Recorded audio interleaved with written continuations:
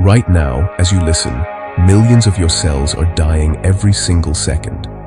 Not from disease or injury, but as part of a vital, orderly renewal that keeps you alive and healthy. This remarkable process, known as apoptosis, is the body's way of maintaining balance.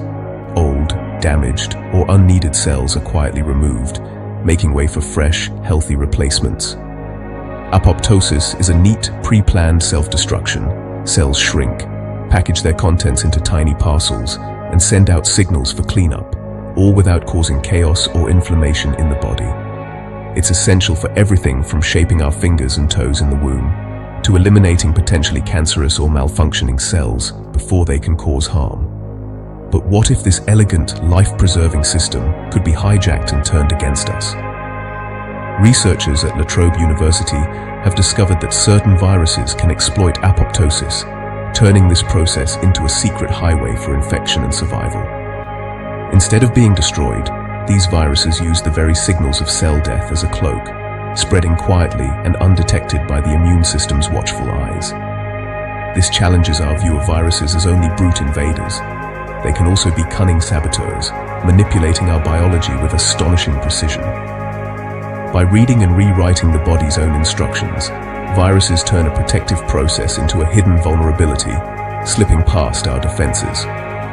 Apoptosis, once seen as a steadfast safeguard, is now revealed as a potential backdoor for these microscopic intruders, opening new questions about our own biology. The body's most trusted system, designed to protect us, can sometimes be used against itself in this microscopic battle. The quiet ballet of life and death within us is more complex and more dangerous than we ever imagined, reminding us that even our most fundamental processes can hold hidden risks. When a cell dies by apoptosis, it doesn't simply vanish. Instead, it leaves behind a trail, tiny fragments called apoptotic extracellular vesicles, or ApoEVs, scattered like breadcrumbs in the microscopic world.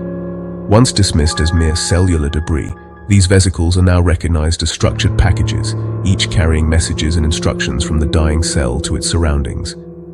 The La Trobe team identified a special type, footprints of apoptotic death, or F-ApoEVs, unique vesicles that act as signposts marking where a cell has fallen. These are like carefully packed boxes, each containing specific contents, signals, and even molecular instructions for the next steps in the cleanup process. Their main job? To alert the immune system, especially phagocytes, the body's garbage collectors, that urgent cleanup is needed to maintain tissue health. Phagocytes follow the F-ApoEV trail, find the remains, and engulf them, preventing inflammation, autoimmunity, and the buildup of harmful debris. This process, called efferocytosis, is a seamless emergency response, keeping the body's environment stable and preventing chaos at the cellular level. The dying cell sends out a distress call. The immune system responds, cleans up, and restores order, ensuring tissues remain healthy and functional. It's a system built on trust and communication, a biological network we once thought was nearly foolproof in its precision. But what if these signals could be intercepted, hijacked, or even mimicked by something more sinister? The very breadcrumbs meant to protect us can, under the right circumstances, become tools for viral deception and manipulation. The immune system's remarkable efficiency is also its greatest risk. Its speed and trust can be exploited. The stage is set for exploitation, and the consequences could ripple throughout the body's delicate balance.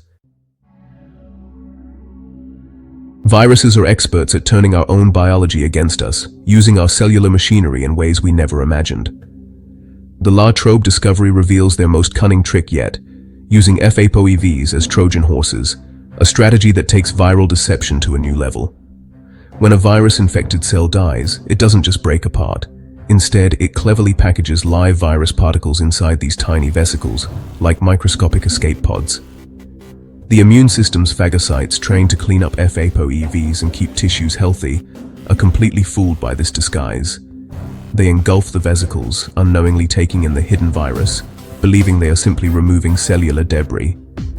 Inside the immune cell, the virus is released, turning the very defender into a new factory for infection, hijacking its resources. The virus spreads silently, shielded by the body's own disposal system, moving undetected through the cellular landscape. This strategy lets viruses bypass immune defenses, moving undetected from cell to cell, evading the alarms that would normally stop them. The trusted cleanup crew becomes an unwitting accomplice, helping the virus spread further than it could alone. The infection multiplies, hidden in plain sight, as the virus uses our own systems to expand its reach. The virus isn't just breaking in, it's being escorted through the gates, welcomed by the very cells meant to protect us. Our own biology is the perfect disguise, making the virus nearly invisible until it's too late. This viral hijacking means infection can spread invisibly, bypassing the immune system's main defenses. T cells and B cells designed to spot free-floating viruses are left clueless. The virus moves from dying cell to immune cell inside protective bubbles, ghosts in the machine.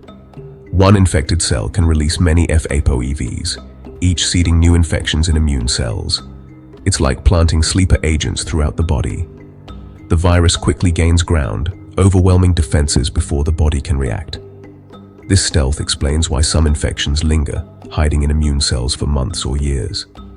The virus can lie dormant, waiting to reactivate. Even common illnesses like the flu may use this pathway, silently infecting the very cells meant to fight them. The battle is more complex than we thought. The virus is waging a covert war from within.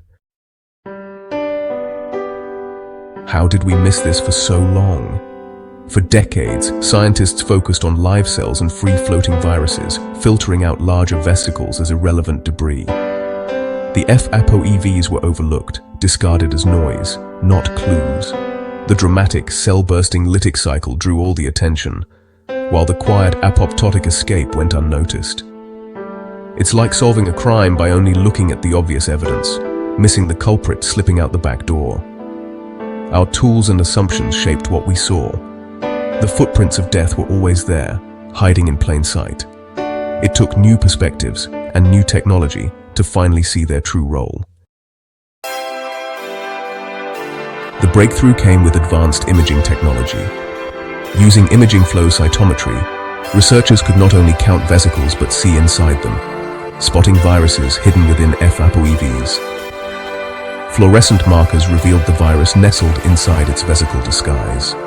Live cell imaging let scientists watch the entire process unfold in real time. Infection, apoptosis, vesicle formation, and phagocyte uptake. This was no longer guesswork, it was direct observation. Modern tools turned static snapshots into dynamic movies, exposing the virus's secret strategy. Technology illuminated the dark corners of the cell, revealing what was once invisible. Seeing, at last, meant understanding. The Trobe discovery began with influenza, but the implications are far broader. Apoptosis is universal, making it a logical target for many viruses. Evidence now suggests that HIV, notorious for hiding in immune cells, may use the same F-ApoEV trick. This could explain why HIV is so hard to eradicate. It can reseed infection from hidden reservoirs. The same may be true for SARS-CoV-2, the virus behind COVID-19, possibly spreading through immune cells and triggering widespread dysfunction. This mechanism could underlie many viral diseases, from colds to Ebola. We've been fighting a visible enemy, while a hidden army moved behind our lines. Uncovering this strategy changes our understanding of viral pathogenesis. A weakness in one virus may be a weakness in many. This discovery opens new doors for antiviral therapies.